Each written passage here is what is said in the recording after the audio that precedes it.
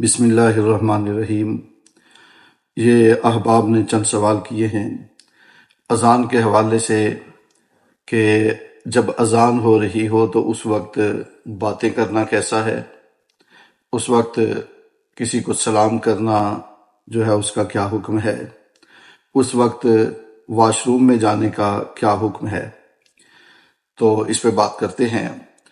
پہلی بات تو یہ ہے، جب اذان ہو رہی ہو تو کوشش کرنی چاہیے کہ خاموشی سے اذان کو سنا جائے، اور جس طرح اذان دینے والا کلمات کہے اس کے ساتھ ساتھ ان کلمات کو دہرایا جائے۔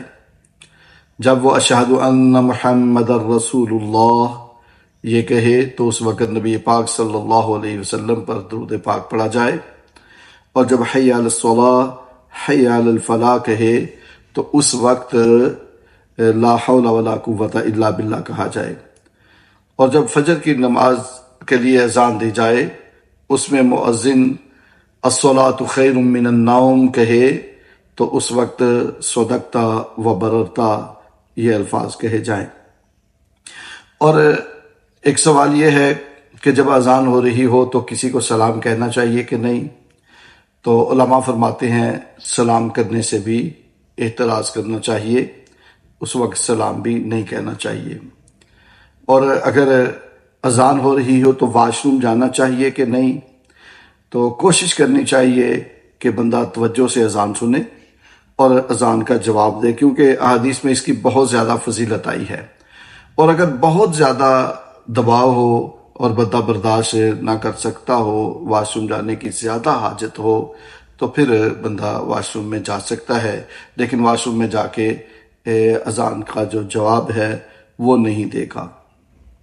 نبی رحمت صلی اللہ علیہ وآلہ وسلم نے ارشاد فرمایا، جو شخص اذان سنے اور اس کے کلمات جو مؤذن کہے اس کے کلمات کا جواب دے اور اس کے بعد مجھ پر درود پاک پڑھے تو اللہ رب العزت اس پر 10 رحمتیں نازل فرماتا ہے۔ اور پھر حضور صلی اللہ علیہ وسلم نے فرمایا، صحیح مسلم کی حدیث ہے کہ جو شخص اس کے بعد میرے لیے وسیلے کی دعا کرتا ہے، جو ہم اذان کے بعد دعا پڑھتے ہیں، فرمایا جو شخص یہ دعا پڑھتا ہے اس کے لیے میری شفاعت لازم ہو گئی۔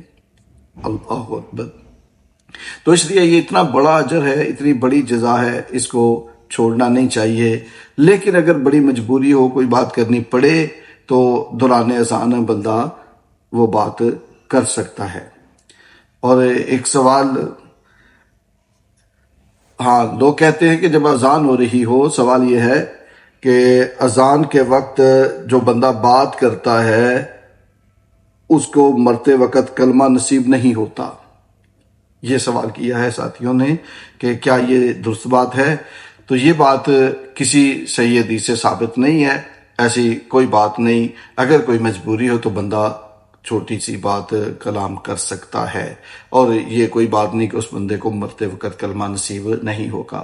اور ایک اور سوال کیا ہے، کہتے ہیں کہ اذان کے وقت بات کرنے والے پر فرشتوں کی لعنت ہوتی ہے۔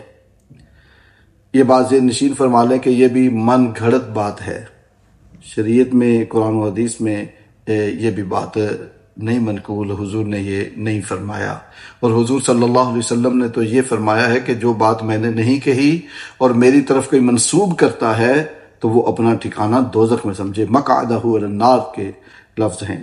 لہٰذا جس بات کا صحیح علم نہ ہو اس بات کو لوگوں تک نہیں پہنچانا چاہیے، اور لوگوں کو وہ بات نہیں کرنی چاہیے، حضور کا نام لے کے وہ بات کم از کم نہیں کرنی چاہیے۔ اللہ تعالی ہمیں عمل کی توفیق عطا فرمائے۔